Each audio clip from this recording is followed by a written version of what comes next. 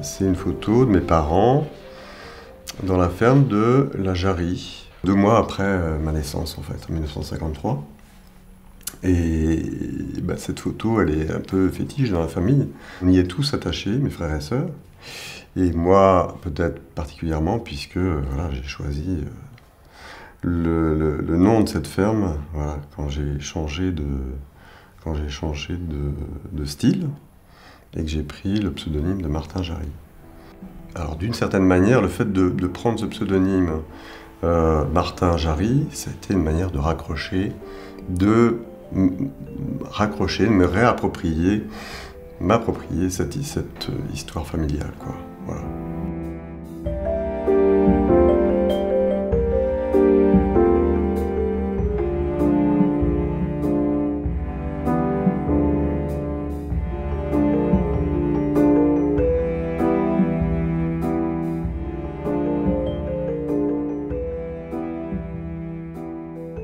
En 83, au château de Jeaux, pas très loin de Perpignan.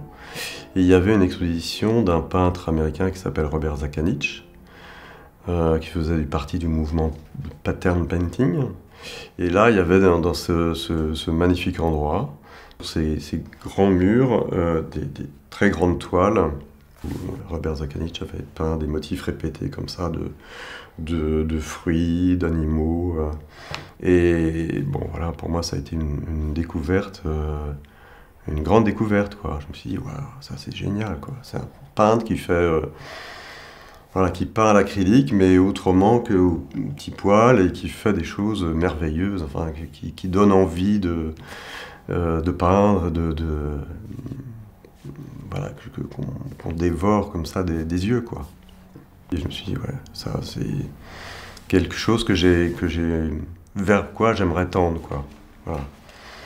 Donc c'est comme ça que ça s'est fait, je veux dire, que j'ai quitté petit à petit ce dessin très précis, hyper réaliste, que j'aime bien, hein, que je continue à bien aimer, mais pour aller vers quelque chose de plus... qui fasse plus appel à la création, à l'imagination, voilà.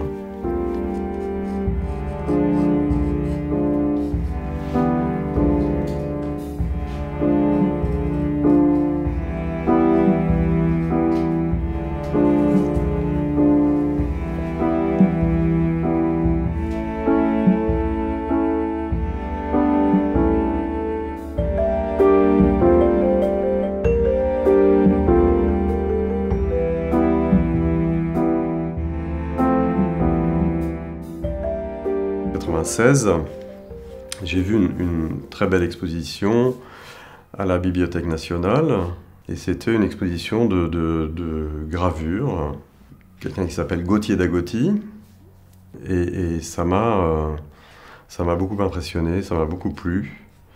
Et voilà, quand je suis rentré à l'atelier après avoir vu cette exposition, j'ai tout de suite eu envie de réaliser quelque chose. Je sais pas, j'ai accroché une grande feuille sur une planche comme ça dans mon atelier. J'ai pris de l'encre de Chine, un pinceau, puis je me suis mis à peindre une silhouette, un peu comme si c'était, comme si j'avais en face de moi une sorte de miroir, comme ça. J'ai commencé à peindre en essayant de traduire cette sensation de bien-être physique, quoi, telle que je l'éprouvais en tout cas à ce moment-là. Et j'ai pris un grand plaisir, à tel point qu'après j'ai voulu continuer, quoi, sur ce thème-là du corps, cette étrangeté d'habiter un corps, quoi, en quelque sorte. Voilà. Quand j'étais dans la maison de mes parents, il y avait des correspondances comme ça entre mon propre corps et la maison des parents.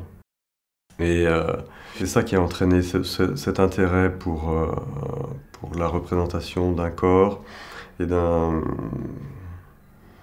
corps carte de géographie, lieu, maison.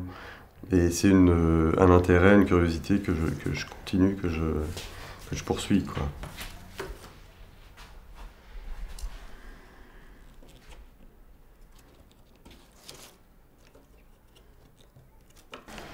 Peut-être que c'est à l'occasion de rencontres comme ça avec des scolaires que les enfants ont posé des questions en disant bah, quelle peinture vous a marqué dans l'enfance, quelque chose comme ça. Et c'est tout de suite ce qui m'est venu, c'est ce portrait de Manuel Osorio, là, et cet enfant qui est solitaire, voilà, qui est seul au milieu de ces animaux, là. Et c'est vrai que quand j'ai fait cette peinture-là, il y a 2 ans, que j'ai intitulé L'homme végétal, c'est quelque chose qui revient comme ça. C'est une silhouette solitaire et puis entourée d'éléments qui sont entre le minéral et le végétal, quoi, voire l'animal, enfin, ou l'humain. Alors, est-ce que ça vient de cette peinture-là? J'en sais rien. Ça peut venir peut-être de ça, j'en sais rien, je sais pas.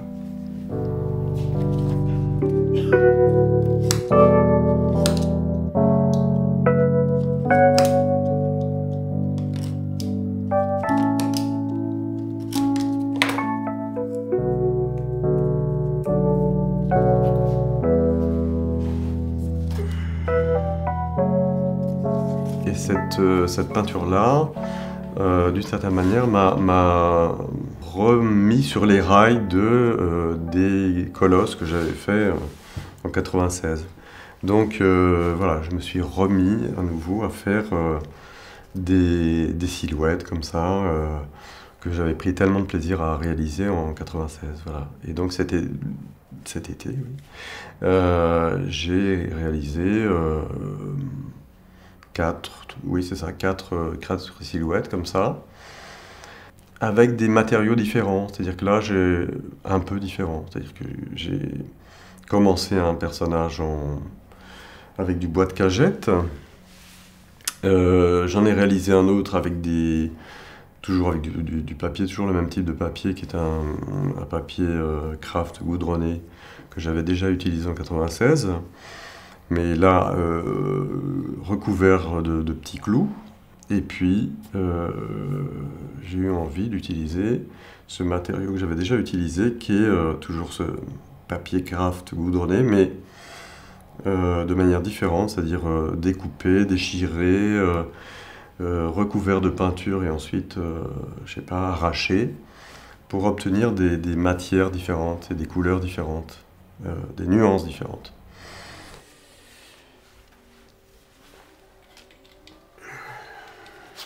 Ces têtes, ces morceaux d'anatomie, mains et ainsi de suite. Je les dessine d'abord sur des petits carnets, format A5.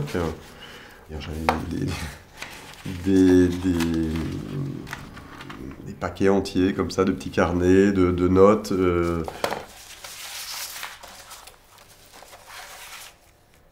Quand je me mets à dessiner, je ne sais pas du tout quel matériau je vais utiliser, mais le fait d'avoir déjà réalisé en amont, avant, il y a déjà quelques années, des choses comme ça, ou en bois, ou en papier découpé, ça influe sur le dessin, je ne sais pas comment dire. Là, quand je dessine comme ça, c'est juste le plaisir du dessin. C'est-à-dire, je ne me dis pas, je vais faire un truc en volume. Ou alors ça va venir en cours de route, de réalisation, mais il y a juste le plaisir du dessin, en fait, quand je dessine comme ça. Et après, c'est vrai que je me suis dit, bah voilà, je ne sais pas de quel matériau je vais utiliser, ce sera peut-être du papier, ce sera du bois ou autre chose, mais en tout cas, dans l'immédiat, c'est juste le plaisir du dessin, comme ça, du trait.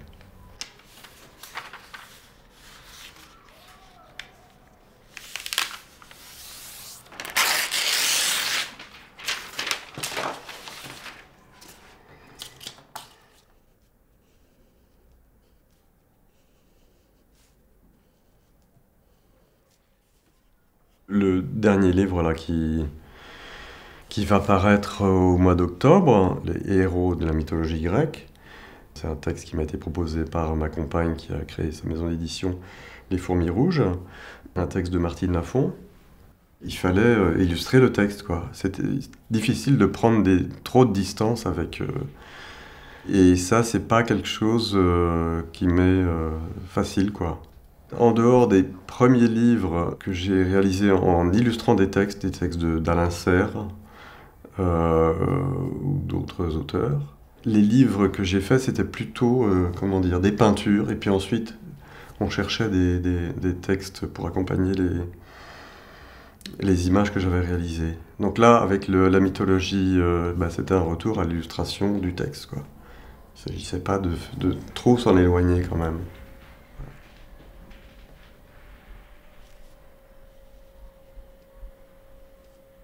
J'ai passé toute mon enfance à la campagne. Il m'en est quand même resté les souvenirs du jardin, des outils en particulier, parce que la maison, c'était une sorte de grand L comme ça, et il y avait la maison d'habitation, et puis qui se prolongeait par ce qu'on appelait une grande remise, que mon père utilisait pour y entreposer son matériel, des outils, un établi, bref, tous les outils aussi du jardinage. Et c'était un lieu, enfant, moi, qui me plaisait beaucoup, la remise. Donc voilà, c'est quelque chose qui m'a nourri, qui a nourri mon imaginaire pendant toute mon enfance. L'élément végétal, et ça continue à être quelque chose qui me nourrit, effectivement.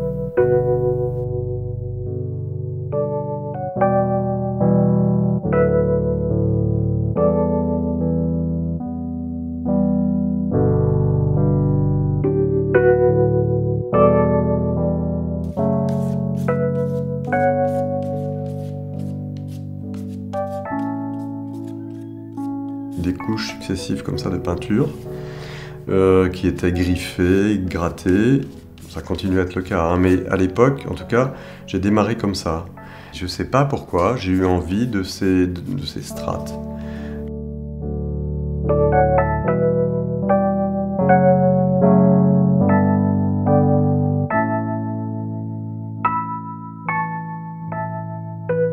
Dans des rencontres avec des scolaires ou avec des adultes, on me disait mais pourquoi ces couches, quelle peut être l'explication? Je disais, je continue à dire que c'est peut-être parce que dans mon histoire personnelle, il y a eu l'histoire des frères et sœurs avant ma naissance, donc leur enfance à la Jarry, et puis moi, j'arrive, alors que j'étais pas du tout attendu, 9 ans plus tard, et puis je dois, raconter ma propre histoire en quelque sorte. Donc il y a l'histoire familiale avant moi, et puis ensuite moi j'arrive et si je puis dire, je passe ma propre couche de peinture, quoi.